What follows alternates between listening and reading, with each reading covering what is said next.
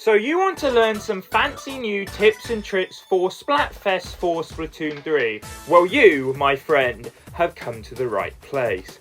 Hello, howdy, hey, how are you? My name is BrilliantBro, the host of this fine show, and in today's episode I'm going to be sharing my top 5 tips and tricks for Splatfest for Splatoon 3. But there's no time to waste, so let's get right on to it with a tip and a trick number 5. So, why this tip and trick might be a bit obvious, you gotta pick a team. You can't really do anything else on this list if you don't pick a team. So you gotta pick a team. Of course, the teams will change in whatever Splatfest you're doing at the time of recording this. The next Splatfest that is right around the corner is the collaboration between Pokemon and which is your favourite starty Pokemon, grass, fire or water. Hashtag Team Grass for life. But yeah, why it may be a little bit obvious, you do got to pick a team to participate in Splatfest. And to make up for this tip and trick being a little bit not like a tip and trick, I'll give you a little bonus tip at the end of the video, so stay tuned for that. But with that, on to tip and trick number 4, which trust me is a lot better than number 5. So, tip and trick number 4 is about the catalogue. You may or may not have known is that during Splatfest there is actually a 20% boost towards your XP towards your catalogue. Wow, quite a mouthful. But yes, there's a 20% boost, so now is the best time to grind those catalogue levels, whether you're still really low in the ranks or you're quite close to completing the catalogue, definitely grind for the catalogue. But if you're not really a fan of the catalogue or you're not too bothered about the rewards, there is another reason to grind for the catalogue. But that is in tip and trick number 3. Of which you may or may not have noticed, but whenever you level up your catalogue during the Splatfest or pre-Splatfest, you will get something called a conch shell. Conch shells are actually super ridiculously useful. By now you probably have noticed this little vending machine to the side of the little game pod thing. I don't know what it's called. But you can spend your hard-earned cash to gamble a reward.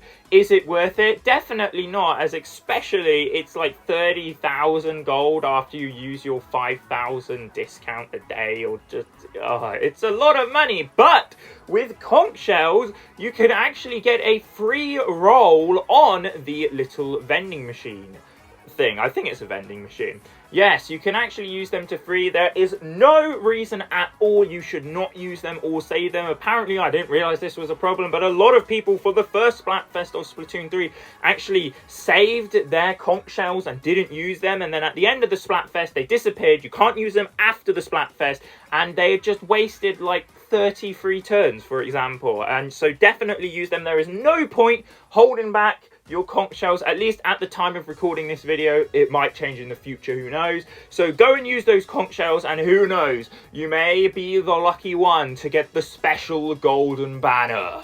But with that, on to tip and trick number 2, which is grind for the ruler rank. If you may or may not know, you can actually get different ranks for yourself while playing through the Splatfest. I don't know all of the rank names, but I do know you should do your best to get the last rank, which is the ruler rank.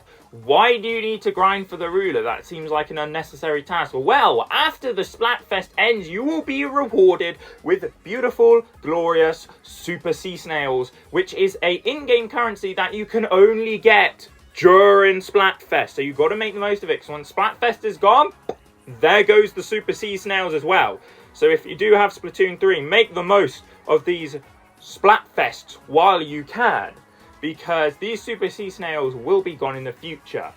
Why ruler rank matters? Well, depending on what rank you are, depends on what amount of Super Sea Snails you are. And if you get to ruler rank, you will get the maximum amount of Super Sea Snails, which to my knowledge, I think is 20 or 21.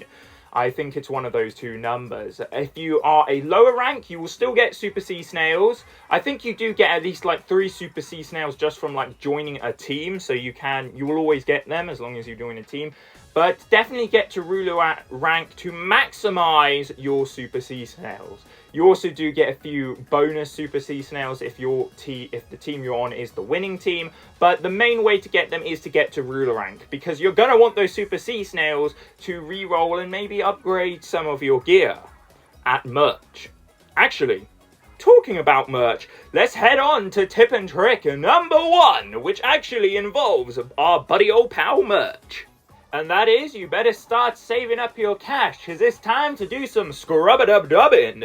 Now, this tip and trick is actually a bit more optional. If you do play Splatfests for fun, you don't really need to bother about this. But if you're someone that does enjoy to get the best gear possible for your weapon choice in Splatoon 3, then this will be super useful. Because by now, you probably already know to get the best gear, you're gonna need those ability chunks. Or you get super lucky, one of the two, but mainly ability chunks. Now, ability chunks are pretty difficult to get. However, during Splatfest, an option opens up to you to actually, it is the best way to get ability chunks, and that is by scrubbing your gear at merch. Because if you don't know, if you talk to Merch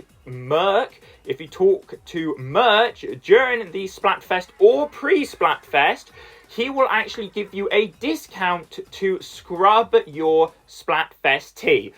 No, probably should have said it earlier. You get a Splatfest tee when you pick a team for a 90% discount. That is absolutely bonkers. It's normally 20,000 gold to scrub a piece of gear, but he will scrub your Splatfest tee for only 2,000. Crazy, I know. So what you can do is you can head on over to the food stand and maybe even get yourself a drink, which boosts the amount of XP that goes towards your gear and will give you a higher chance to get a certain ability. And you can grind out really for whatever ability you want. You play a few matches. Once you get an ability on your Splatfest tee, go off, go to merch, scrub it, and bam, you have yourself an ability chunk. Now, if you're someone who is richer, you can basically scrub your Splatfest tee whenever, as soon as you get one ability on your Splatfest tee. However, if you are someone who's short on cash, I recommend waiting until you have 3 abilities on your Splatfest tee and then scrub it, because that is how you will maximize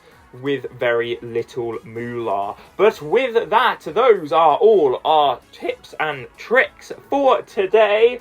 I'm not sure how good this video may end up being. It's the first time of me using this new format I have, but I really hope you all enjoyed it. Alright, and no, don't think I forgot that bonus tip. And this is probably the most important tip out of this entire list, and that is to have fun. Because that is the reason Splatfests are here. It's not to be competitive, why you can use it to get a bunch of abilities and stuff like that.